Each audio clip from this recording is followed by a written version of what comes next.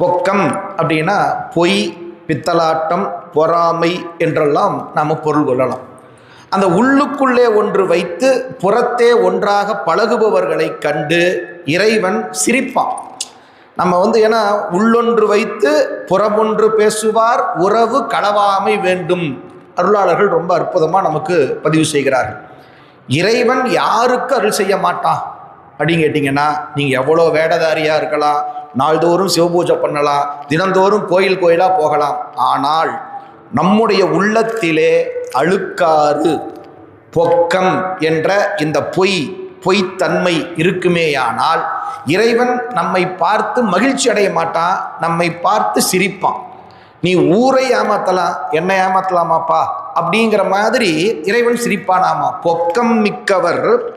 அப்பர் சாமிகள் ரொம்ப அழகா சொல்லுவாருங்க, நெக்கு நெக்கு நினைப்பவர் நெஞ்சுள்ளே புக்கு நிற்கும் பொன்னார் சடை புண்ணியன். பொக்கம் மிக்கவர் பூவும் நீரும் கண்டு நக்கு நிற்பர் அவர் தம்மை நாணியே. அழகான இலக்கணம் அப்பர் சாமி சொல்லிட்டார். யார் நெஞ்சில் இறைவன் இருப்பான், யார் நெஞ்சத்தில் இறைவன் இருக்க மாட்டான். ரெண்டு விஷயம் சொல்லிட்டாருங்க. நெக்கு நெக்கு நினைப்பவர் நெஞ்சுள்ளே புக்கு நிற்கும் பொன்னார் சடை புண்ணியன். நல்ல இறைவனை நினைந்து நெகிழ்ந்து உருகுகிறார்கள் அல்லவா, அத்தகைய அடியார்களுடைய உள்ளத்துல புகுந்து நிற்பானாமா.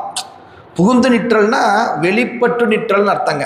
ஏன்னா அவன் எப்பவுமே நம்ம எல்லா உயிருக்குள்ள இருக்கிறான், ஆனால் அவன் இருக்கிறத நம்ம உணராமல் இருக்கிறோம். ஆனால் அந்த உண்மை அன்போடு நாம் நெகிழ்ந்து நெகிழ்ந்து மகிழ்ந்து மகிழ்ந்து உருகி உருகி இறைவனை வழிபாடு செய்வோம்னா அவர்களுடைய இதயத்தாமரையிலே பிரகாசமாக இறைவன் வெளிப்படுவான்.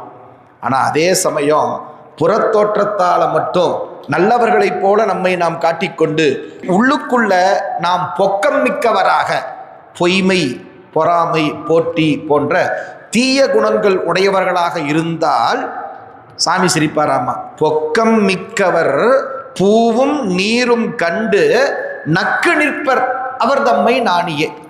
சாமி சிரிப்பாராமா. நக்கலா சிரிக்கிறோன்னு சொல்றோம்ல, அது மாதிரி டே டே டே ஏண்டாப்பா உள்ளுக்குள்ள ஒரு வஞ்சம் வச்சிருக்கிற, வெளியுக்குள்ள பக்திமானாட்டம் நடிக்கிறியே, இது எனக்கு தெரியாதா?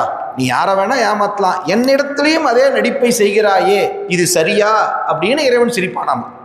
அப்ப இதன் மூலமாக அப்பர் சாமி நமக்கு என்ன சொல்ல வருகிறார் அப்படின்னு கேட்டா, புறத்தோற்றத்தால மட்டும் நாம் வழிபாடு செய்பவர்களாக இருக்கக்கூடாது. அகத்தினாலும் உண்மை அன்போடு நாம் வழிபாடு செய்வோம் என்று சொன்னால் இறைவன் நமக்கு அருள் செய்வான். இல்லை என்றால் அருள் கிடையாது என்பதுதான் அங்க சொல்லப்படுகின்ற உண்மை.